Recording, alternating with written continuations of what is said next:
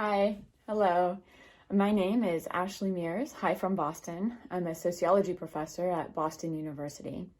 I also used to be a fashion model, which is an unusual path to get into academia. And that's a world that I want to talk about with you today. All over the world, fashion models are held up as the pinnacle of glamour, and being a model looks like the ultimate sign of success, at least for women. Well, having been a model before becoming a sociologist, take it from me. Fashion modeling is a bad job, that's what we would call it in sociological terms, and trading beauty to get ahead is a bad bargain for women. The terms just aren't fair. So let's dig deeper into that. First, let me just say that this has been a hard lesson for me to learn. I wanted nothing more than to be a fashion model and to walk the catwalk and be in the magazines. From the time that I was 13 years old, my mom brought home a copy of Vogue magazine, 1993, Cindy Crawford on the cover. Like a lot of young girls, that was my teenage dream, much like boys dream of becoming a professional athlete. So when I started modeling as a teenager, shooting catalogs at the local department store in Atlanta, my hometown, I thought that I had made it. But I noticed even then how hard it was to fit into these extremely narrow standards of beauty that the fashion modeling industry has. Most of the models were white, all of them were very thin, and most of them were very young. There was very high turnover because the quest for novelty, that's what fashion is by definition. Fashion means change. Models have very short careers as a result, especially women whose value is tied to youth. So much so that when I turned 19, my agency advised me to lie about my age when I went to New York and to go out on auditions and tell people that I was actually 18. And that's when I thought, maybe this isn't such a good career path for the long term. So I went to grad school to study sociology in New York because I wanted to understand the market dynamics behind this industry. And in my first year of study, I got scouted to join another model agency. And this time I signed up with the goal of being an analyst. I kept track of how the money works. I interviewed models, agents, and clients in New York to understand the market from their perspectives. And again, from day one, agents in New York advised me to lie about my age. By this time, I was 23, and they suggested that I tell clients that I was 18. It turns out that that was really common, at least for women models who are ubiquitously in the market called girls. One model told me that her agency explained it to her like this. They told her, quote, "When you go to the supermarket, which carton of milk do you want to buy? One that expires tomorrow or one that expires next week?" So age for a woman in modeling signals failure. She's lost her freshness and nobody wants her because she's turning bad. You'll recognize this punitive effect of age for women. For instance, in Hollywood, leading ladies secure fewer roles past the age of late 30s and into their 40s. And in the dating markets, one study found of online dating a very harsh penalty for women's aging, and that peak desirability for women in this study of online dating was 18 years old. And that was for men who were in their 30s and much, much older. Now, other things that models have to learn that were counterintuitive, things like not getting paid on time or not getting paid at all. You see, what people don't understand is that models spend a lot of time in the industry working for free. They often walk the catwalk for exposure. They do photo shoots for pictures. Working for free is a norm, like it is for a lot of workers in entertainment and culture industries, like artists, for instance, or musicians. Now, think of models as laborers for a second, because that's what they actually are. They're non-standard contract workers, like freelancers and gig workers, which means that they don't have health coverage. They don't have a pension fund. A recent survey of models in 2020 by the Worker Institute at Cornell University found that 1 in 5 of their survey respondents who were models said that they did not currently have enough money to cover their basic needs. And half of those that were surveyed responded that they were owed money by their agents or by their clients. Furthermore, models are in a weak position to negotiate the terms of their job because there's so much global competition from people that are chasing the dream, and that means that any particular model can be very easily replaced. Now, As a graduate student when I was at NYU, my professors thought that my research was really glamorous. They asked things like, do I get to keep the clothes? The answer was sometimes, but for reasons other than what you might think. During Fashion Week, there's so much global competition among models from around the world that are looking for a shot that designers don't have to pay most of them to walk on the catwalk. That they could pay them in some leftover clothes in place of actual wages, and the model would hope that that exposure might translate into future gain. Now, as so many people that work in culture industries know, you can't pay rent with hope, not in cities like New York. Now, most of the models are paid so low, in fact, that they rely on pocket money and apartments, the accommodations that the models secure for them in order to get by. And this creates a very large debt structure between the models and the agents. Plane tickets, pocket money, apartment, all of that adds up, and debt could rack up in some cases, in my research, up to $20,000 in some cases. So agencies advance the startup costs to become a model, and then models are obliged legally to pay that money back. It's in their contracts, so they have to pay that back from their earnings. Now, I know that this is in contrast to what most people see as the public face of fashion modeling, right? Like we see the superstars and the Instagram it girls, but for most models, they're barely making a living. They're getting paid in trade or they're working for free. And that's because this is what's called a winner-take-all market. There's a handful of people at the top who are making very visible, very lucrative rewards, but just below them, there's this big distribution of people. So just look at this graph of data of catwalks over a 10-year period that we put together with my co-author, Frederick Godard. We use the website style.com to track which models walk for which designers. And you can see a classic power law distribution that's typical of a winner-take-all system. Some models are in huge demand. Look at Natasha Pauly here. She walked over 400 shows from 2000 to 2010 over the course of her career, but almost half of the people that were in this database, 47%, walked just once. They're like flashes in the pan, right? By the way, I was over here near the bottom. I watched just a few shows at this time. So now you might be wondering, okay, so why would somebody bother and even embark on this kind of a career? There's steep inequality, there's rampant rejection, there's insecurity, there's slim chances of making it to the top. Well, even if the probability is slim, the possibility of making it is really enticing. That's partly how glamour works. It works through seduction to be included in something that looks fabulous, even if the terms are unfair. There's something else really seductive about glamour that the fashion modeling industry offers, and that is this powerful feeling of being able to harness attention, of being in the spotlight, and getting the thrill of other people's adoration.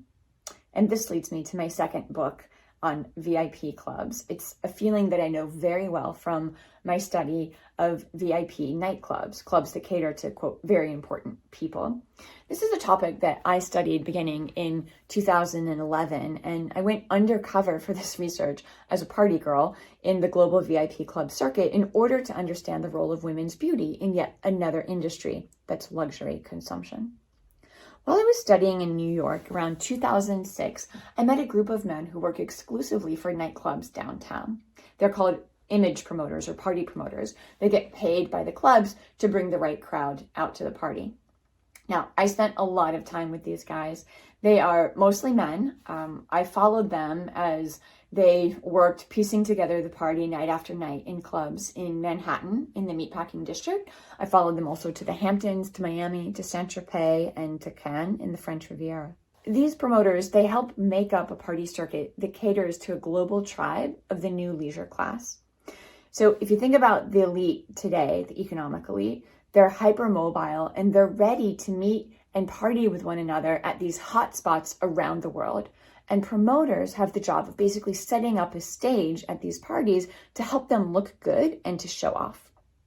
Now, I came to this topic in the Great Recession. It was around 2012. it was becoming clear that financial gains were flowing disproportionately to those who were already positioned at the top of the class ladder. I was reading reports at the time of bankers that were throwing $1 million birthday parties, oligarchs that were outspending each other with these huge tabs, like £60,000 at clubs in London. And at the VIP clubs that I was at, rich people I was observing, they were paying for bottle service. Now, in bottle service, actual bottles of champagne and liquor are brought to a table that somebody rents for the night for between $1,000 and $5,000. The prices on these bottles have this huge markup. A bottle of Dom Perignon champagne would be going for $800. When they are purchased, they come out with these sparklers that are fireworks that light up in the room so that everybody in the room can see who's making a big purchase.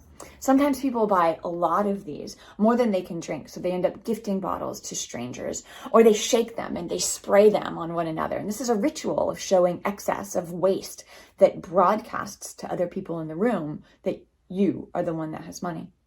So it's a clear case of conspicuous consumption, that is, the deliberate pursuit of status through consumption. This is a term that was developed by the 19th century economist Thorstein Veblen, who was critiquing the nouveau riche of his era at the turn of the century. What I'm finding are people who are in the nouveau riche who are basically enacting very similar rituals that these economists have been grappling with for over a century. Now, what I wanted to know was, how is this kind of ostentation possible? You know, it's not a natural fact of just being rich that you would act this way, because there are many different ways to be elite. What I wanted to know is, what do people experience when they go wild with their money? And how do the clubs actually produce this kind of behavior such that ostentation and waste can actually feel good and high status? So what I found was this really fascinating and intricate economy and backstage labor that goes into bringing all of the right people together to make the show possible. And central to that, at the center of it, are the fashion models. So clubs, first, they want two main players inside. They want men with money and they want women with beauty.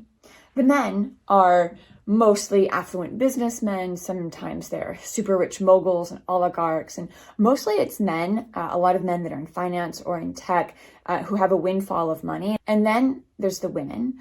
The women are expected to be beautiful according to those narrow Eurocentric standards of the fashion industry. So very tall, very thin, and mostly, but not exclusively, white.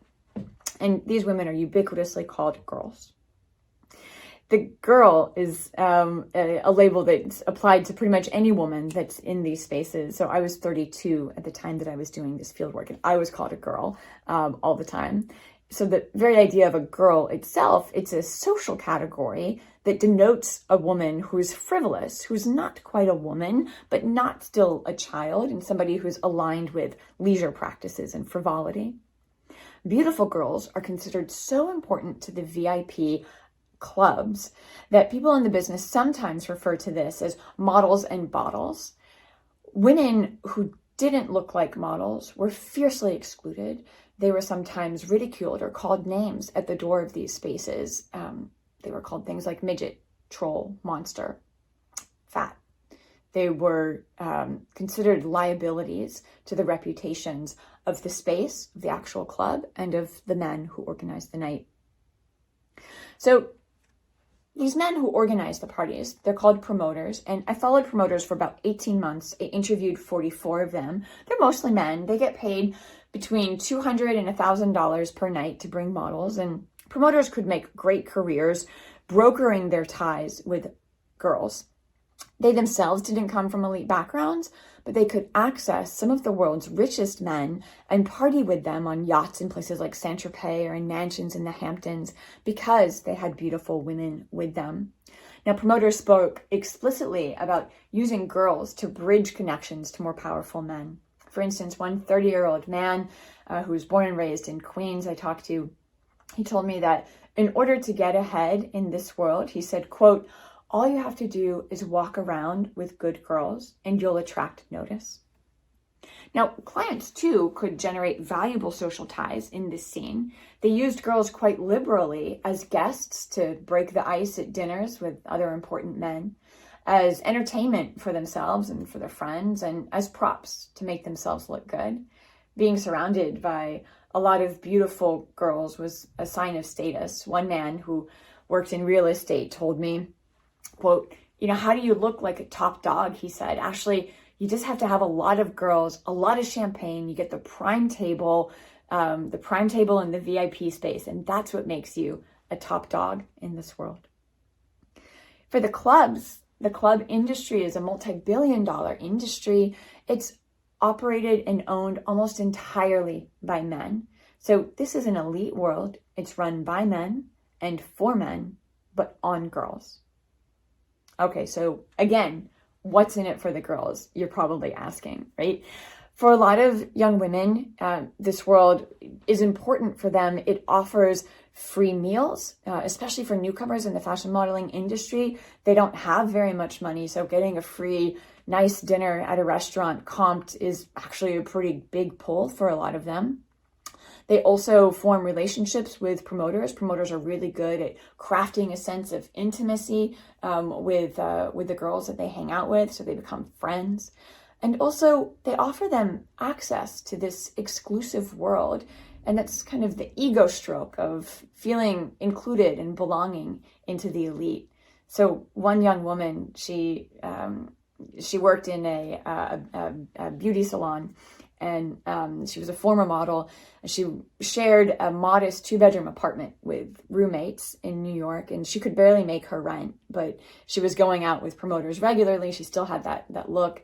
And she explained it to me. She said, I don't want to be judged by how I look, but in a sense, I am happy to see all this stuff and to have this opportunity that other people wouldn't normally have. You do end up feeling like one of the elite. I know, it sounds stupid. So contrary to what most people think, the girls are not here to meet a rich man. Women who tried to network were considered users or schemers. They were trying to capitalize on their beauty in ways that were considered too strategic. So women who did all of the things that the clubs and the promoters wanted out of them, like looking good, showing up regularly, staying out late to the party, they were called party girls. And they were assumed to be shallow, like great material for hookups, but not for long-term relationships or commitments. And indeed, among the upper class, the norm is called assortative mating. That's when women and men choose their partners who have similar levels of education and class background, income, and occupational prestige. So actually the outliers in marriage are, the model and the mogul, or the model and somebody who comes from an established line of wealth and higher education. So women knew this very well. The models are very much aware of this. They would tell me repeatedly, like, this is not the place to find a husband. They're just here to have fun. So on the one hand, this is a world that's definitely not sex work. Everybody's very adamant about that. But on the other hand, it does share similarities with prostitution in the sense that women's bodies are being used strategically and deployed by men in order to attract and yield profit. Yeah, so people are profiting off of women's bodies, but they're adamant that it's not prostitution. So, when you start thinking in these terms like I do, you can start to see sex work or elements of sex work in so many aspects of commercial and social life. I see it everywhere, at frat parties, on college campuses, even on my campus. There are parties in which men have to pay to get in and women get in for free, and more women is considered a better party. Art galleries have gallerinas to decorate the space, even though most of the buyers are likely to be men. Expos and conventions for tech, like the tech expos, would have what was called booth babes, cheerleaders or scantily clad women that do this incredible physical labor. And that's mostly unpaid or poorly paid for very rich corporations like the NFL, the National Football League here in the US. So, the surprising thing across all of these very different cases is that here women's beauty and women's bodies are used as a kind of capital. that women's beauty is part of the alchemy by which money gets turned into status in the VIP world. So, what does beauty really get women? Sometimes beauty is described as a resource, a form of capital that women have. But what does it get them? So take the fashion modeling industry. The fashion industry itself is a $3 trillion global industry, and it's mostly run by men. Most of the modeling agencies are also owned and run by men. Companies regularly rely on women's bodies for their branded images, but so few companies around the world are actually owned by women. The social theorist Randall Collins had once said that men are to class as women are to status, that women serve the role of being symbols of success, but the real power holders are men. I think that beauty is actually worth more in the hands of men who can appropriate it than for the women who actually possess it themselves. In spite of all of this, I actually really, really love beauty as a practice. I love makeup and clothes, and that's a genuine source of pleasure and play. But the flip side of that pleasure is the pain of beauty as a hierarchical system. This rampant discrimination against Black and brown bodies in both VIP clubs and in fashion modeling. There's the sexist ageism of both of these scenes. So, is there a way to enjoy the glamour of beauty while not perpetuating inequalities? Yes, I think that there is. But it takes change at both the individual level in challenging your personal beliefs about who can and can't be beautiful, and it takes a collective effort to challenge the economic systems that for too long have left the power of defining norms in the hands of a few. So beauty is both an internalized value judgment, a sense that we carry within us, but it's also a social system. That's a daunting thing to change, but the great news is it can change.